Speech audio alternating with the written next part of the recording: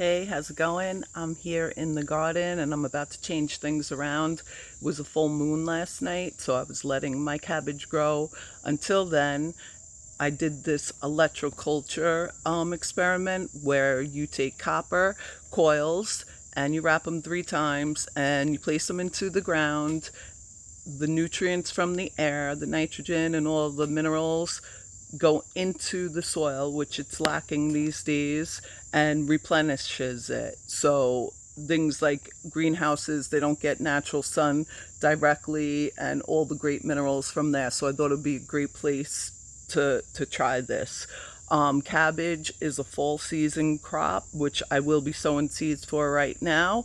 So it's not really supposed to grow in the heat. Everybody kept telling me, just take them out, take them out. But I insisted on keeping them and seeing how this experiment worked or didn't work. Now, I don't have ones that I didn't do because I wanted all the cabbage. I didn't want to just take a chance that it wouldn't work. So I just put the copper coils near all of them. And some of them were real babies at the time and have matured, not fully yet, but I'll still probably take them out today because what happens is you gotta recirculate all the vegetables, and sometimes you just pull them all out, believe it or not, like the Swiss chard, and give it to the animals or replant it, which I've been doing. And I'll do a little bit of both with all of it because this food is for us and the animals, actually.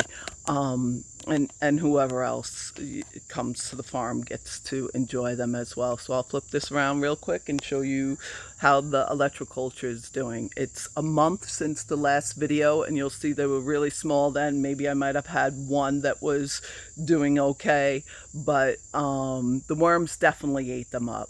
That's for sure. And I had to do a lot of killing of worms, sorry to the worm world. But it's okay. They're still useful. They're still edible. Obviously, the worms love them, and so do I. And I'm also going to make some cabbage, and I collected mustard seeds that I plan on making mustard with. So I love cabbage and mustard together. I'll show you what's going on with the electroculture copper coils. Okay, so this is like a sacrificial plant, which all the seeds are crazily gone, but it's broccoli. I didn't think it would make it, and it didn't. It's just one in there. This is ginger that grows beautifully in here, and I just dug up some onions that were there, and this is one head of cabbage. Oh, here's the copper coil. See, this is what it looks like. You just put it right into the ground. I didn't do anything fancy with it. I put it near these 3. I've moved them around, I will say that. It's supposed to work in a 3-foot radius. So this is the size of one. It's very small. Then this I would consider medium. Then this just a baby. But again, there's another copper coil there. These got really eaten up by the moths, those holes, and that's just a baby, another baby. But these were barely even, there's a little grasshopper. And thyme is supposed to keep the worms away, but I didn't put that there till the end, little baby growing in there. All of the red cabbage was very tiny, and it still is because it's getting eaten up. This is Cal that is getting eaten up as well. And then this is ginger, and here is another copper coil that I have that obviously has fallen. But so I had 3 in this bed, and that's what the cabbage looks like. If you went back to the video, you'd see that these were just barely even formed, little itty bitty babies. And here's a nice sized one, and I have 1 copper coil next to that. And that grew beautifully. That's very happy. I will definitely be picking that. So here's the Swiss chard I took out, and I'm replanting to that section over there because it doesn't mind clay, just so you know. And we need this bed for things, and this is the cucumbers that need to be strung up. So there's some big, beautiful cucumbers growing here, and that is what a gift is. That is such abundance. I have it growing this way as well. I see some nice sized cucumbers I'll have to harvest in there. And there's peas as well growing amongst them. So that definitely has to be strung up. There's a lot to do on the farm, and basically I do the greenhouse and the gardens by myself, so it's not easy. Like I made this bed, but it was up against the greenhouse, so I had to take it out. I had all tomatoes in it. But I'm gonna get some more of this type of wood and put it behind and try to make like a little herb bed or something that requires a lot of depth, like an onion or carrots or something like that. I said that I was going to transfer lavender over there, and there it is. Little eucalyptus and rosemary. Like I said, this is turmeric. And then we have our yarrow that stops bleeding and is a pain reliever, with some borage right there. And I think I did throw some, oh, definitely turmeric in here, because that's what this beautiful plant is growing. I thought it was the banana tree, but it's not. It's the turmeric. And here's our calendula, great for skin and lymph drainage. And here's some chamomile that I can do beautiful colors with, along with madder. Chamomile is yellow, and madder over there is red. And then either that's, I think it's yarrow, but there is a chamomile that looks similar. And I did plant chamomile here. It didn't come up. I transplanted a tomato there, and there's some self-seed calendula there and there growing. There's a tomato, and this is marshmallow. And we got some beautiful spicy oregano and holy basil. Those two are powerful herbs that are so beneficial. Oil of oregano is beautiful for our bodies. It heals so many things. And like this is horseradish. And here is another copper wire rod with crystals in it that I have going into the ground. And I don't know if it's doing anything. They do look healthy, but they didn't at times. That could have to do with my watering. And this is peas, and they also have the copper coil going into them over here that's kind of falling. And so far, we're saying that they're not that great, but they didn't even really get to form their flowers yet. So we're going to give them some time before we just rip them out and start all over. Here's the Swiss chard, excuse me, I was talking about.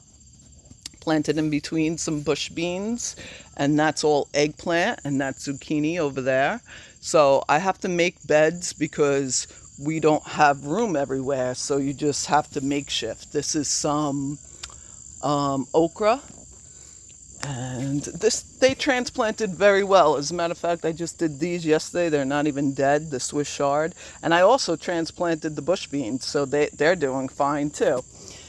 Here's some tomatoes that's growing that needs to be caged or something.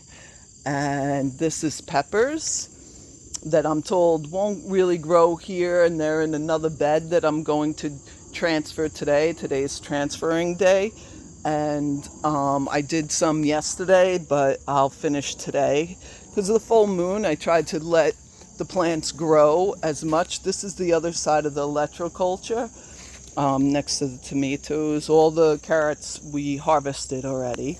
So we have our copper coil here, and this isn't so bad. This is like a medium one. This one didn't change that much, but it's definitely a nice size, and that's a medium one. This one's still small, and that's a medium one. And then we got another small one there, and then I transplanted those peppers, and hopefully they'll be happy in this bed in the back here. I still got more to go. Some celery.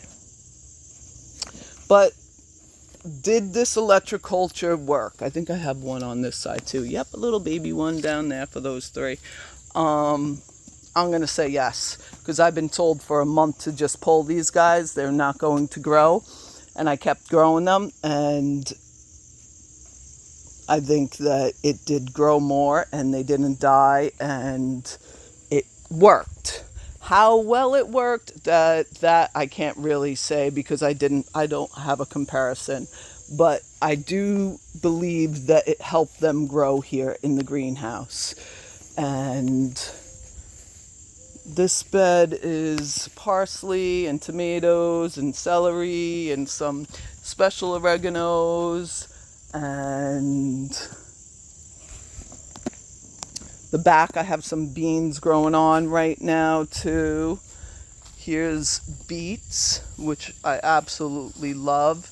And basically, after you pull up a beet, you place another seed in there. And we have some ginger growing in here too. And we have some ginger growing over there. And this is the bed I pulled up some okra that was in. And peppers, replanted them, the okra in the front and the peppers in the back bed. And these are peppers as well, and this is either okra. Yeah, I think that's okra, so I'll move that to the front. And then I have some planting to do in that bed, and that bed. So this is the greenhouse, and there's a lot growing on here, and I hope that maybe you're growing something too. You don't have to grow a greenhouse. This is for a family and a farm. We are a 10-person farm and hundreds of animals. So this goes to them as well as us and whoever else it extends out to. So you just need one bed for one person. You don't have, or a family, maybe 2 beds. It's very, this is my first time growing, and as you can see, I'm growing a lot of food here. Whether or not it's like marketplace value yet, no, but this is my first year doing it, and I am doing it alone, and it's been quite the ride. It's very hard. It's 7 days a week, every single day, morning and night. You have to have your heart in it. It's a lifestyle. So that's what growing is about, and it's so healing and healthy for us. I hope you grow something as well. Thanks for watching.